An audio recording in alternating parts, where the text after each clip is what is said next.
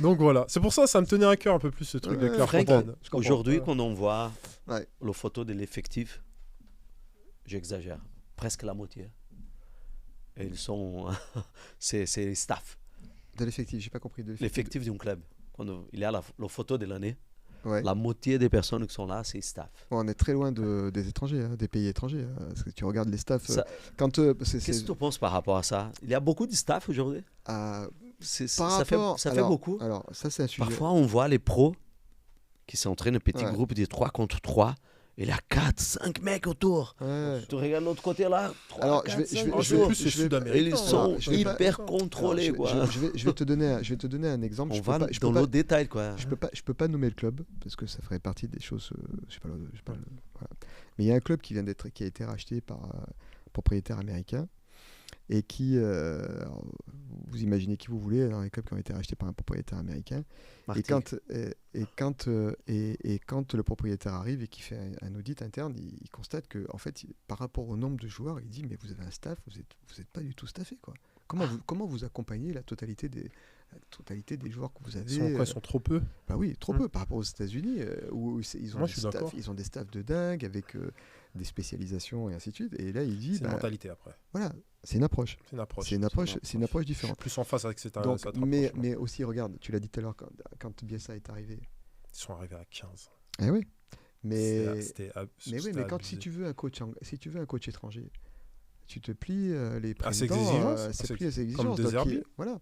Donc après, la question c'est pourquoi nous, coach français, c'est une question aussi qu'il faut poser. Pourquoi nous, quand on va arriver avec peu de membres de staff. Par contre, j'ai vu une expérience qui était intéressante. Parce que quand on a été dans la même année qu'on a fait Marseille, on est allé au Bayern Munich avec le groupe là, et Guardiola c'était Guardiola. Rummenigge qui était le président et Matthias Sammer qui était le directeur sportif nous expliquent leur stratégie. Et ils disent quand on a recruté Guardiola et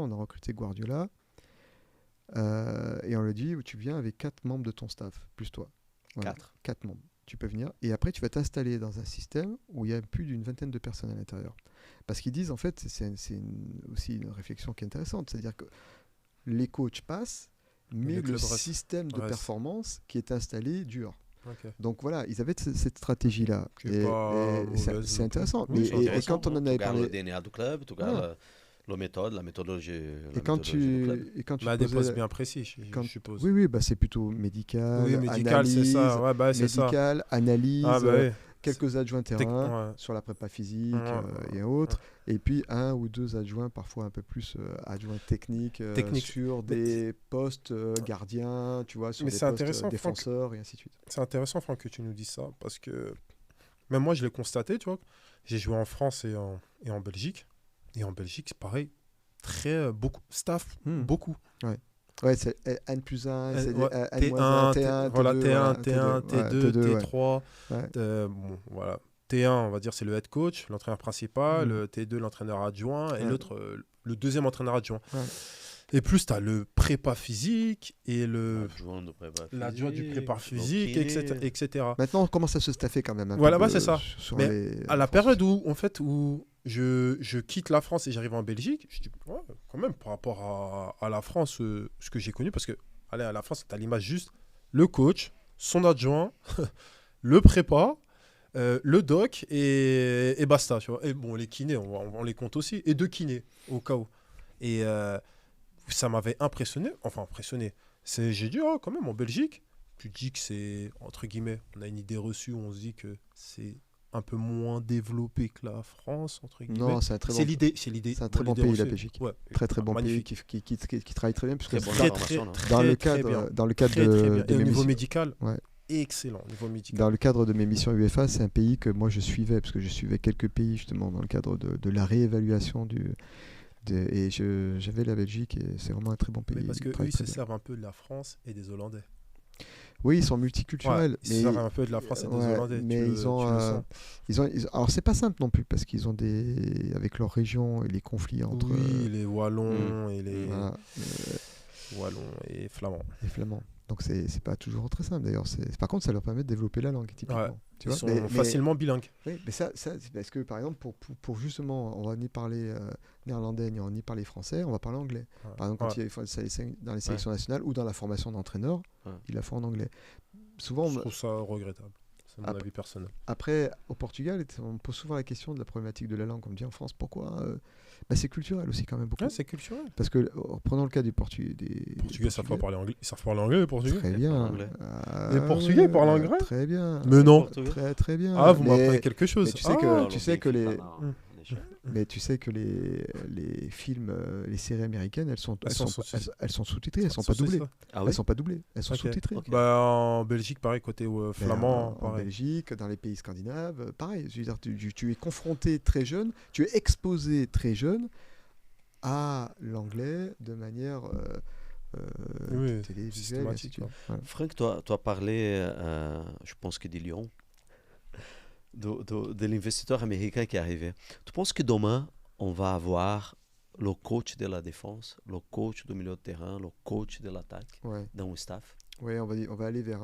en fait, les enjeux...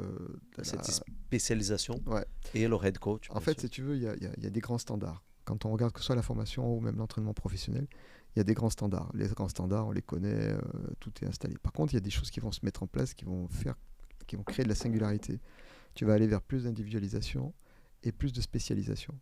L'individualisation, c'est tout ce qui concerne le développement des compétences individuelles de tout travail entre guillemets invisible. Voilà, mais tout ce qui est le développement des compétences individuelles, c'est-à-dire les compétences énergétiques, cognitives, voilà, et ainsi de suite. Et la spécialisation, ça sera en lien avec le projet de jeu du coach en question, pour améliorer les jours au poste, pour améliorer les lignes, pour améliorer les interactions entre les lignes, et ainsi de suite. Voilà, donc ça serait de la spécialisation. Et tu vas avoir du travail d'individualisation pour on va dire quelque part, pour optimiser les manques ou encore renforcer les forces. Voilà, donc je pense qu'à terme, oui, on va aller dans... Je pense qu'il y aura un coach pour... Oui, puis c'est d'ailleurs il y a beaucoup de coachs d'attaquants. Il y a beaucoup de coachs d'attaquants. C'est déjà des commence à voir déjà. Bon, en centre de formation, je me rappelle, moi, à Valenciennes, je remonte, c'était il y a plus de 10 ans quand même. Tu avais des fois, l'après-midi, souvent, je pense que tu dois savoir, dans les programmes, tu as spécifique. Oui, spécifique. Tu as les milieux antérieurs, milieu def avec les défenseurs, milieu offensif avec les attaquants, et tu as des coachs d'attaquants qui viennent pour encadrer aller dans les détails la formation. Alors ça, tu vois la différence entre ce qui s'est fait et ce qui va se faire à terme. Ce sera la connexion avec le projet de jeu du coach ou le projet de jeu d'une structure en question. Parce que, c'est-à-dire qu'à un moment, quand tu vas jouer d'une façon, quand tu veux jouer chaque week-end d'une façon et que tu vas faire un spécifique, il faut toujours connecter le travail terrain avec le projet que tu vas développer ensemble le week-end. Tu vois, c'est simplement tu réduis le nombre de joueurs qui sont sollicités dans un espace, mais il faut toujours que ce soit connecté avec le programme, avec la première projet de jeu, le projet de jeu qui est connecté. Ok. Ouais. Parce que au début que tu as dit ça, j'avais pas, mais j'ai compris. Tu as eu l'occasion d'étudier l'Hollande? Alors c'est pays de formation. Non, c'est pas un pays que je connais bien. Je pourrais pas en parler. Tu trouves intéressant? Ben, je peux pas en parler. Je connais pas. Donc je connais pas. J'ai pu échanger quelques fois avec mes collègues. Je sais que mes collègues les directeurs de centre de formation ont fait une mission dernièrement aux Pays-Bas d'observation, ouais. On n'a pas eu de partage vraiment en DTN de débriefing sur ça.